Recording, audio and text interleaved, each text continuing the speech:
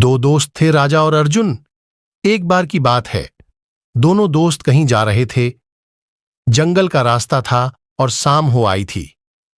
दोनों दोस्त जंगल में ही रात बिताने का फैसला करते हैं। टेंट लगाए, रात का भोजन किया। भोजन करते करते किसी बात को लेकर दोनों में बहस शुरू हुई। अब बहस इतनी बढ़ गई कि एक दोस्त को गुस्सा आ गया और उसने दूसरे को एक जोरदार थप्पड़ जड्डी दिया। दूसरा दोस्त कुछ नहीं बोला, बस चुपचाप से उठा और मिट्टी में लिख दिया कि आज मेरे सबसे अच्छे दोस्त ने मुझे थप्पड़ मारी। पहले दोस्त को अब बुरा लगने लगा, लेकिन दोनों सो गए।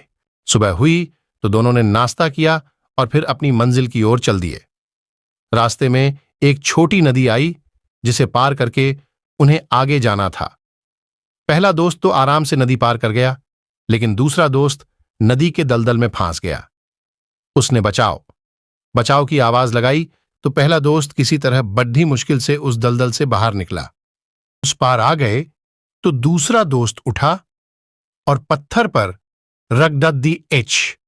रगडद्दी कर लिखने लगा, आज मेरे सबसे अच्छे दोस्त ने मेरी जान बचाई। क्योंकि थप्पड़ी आज खाने वाला और नदी के दलदल में फंसने वाला एक ही व्यक्ति था, इसलिए पहले वाले ने पूछा, जब मैंने तुम्हें थप्पड़ी आज मारा तो रेत पर जमीन में लिख दिए, लेकिन जब बचाया तो आखिर पत्थर पर क्यों लिख रहे हो?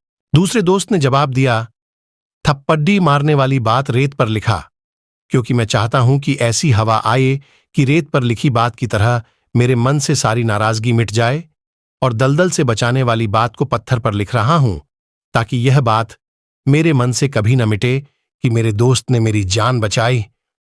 अगर बात दोस्ती निभाने की हो तो ये सब क्या देखना। यह सुनकर पहला दोस्त भावुक हो गया और दूसरे को गले लगा लिया। अब दोनों दोस्त खुशी अपनी मंजिल की ओर बढ़ चले। एकदम ऐसा ही हम सबके साथ होता है।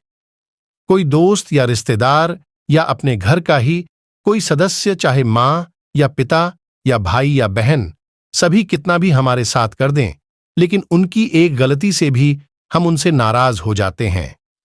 हम उनके पुराने त्याग को बिल्कुल भूल जाते हैं। इस कहानी के माध्यम से यही संदेश पहुंचाना चाहता हूं कि जिंदगी में किसी के त्याग को मत भूलिए। हां, कभी कभी ऐसा हो जाता है कि हमारे अपनों को ही हमारी सोच के विपरीत बोलना या करना पड़ जाता है, लेकिन उनसे मन मुटाव करने से पहले अपने प्रति उनके पुराने त्याग को जरूर याद करिए, और इस तरह राजा और अर्जुन में और भी ज्यादा गहरी मित्रता बढ़ गई।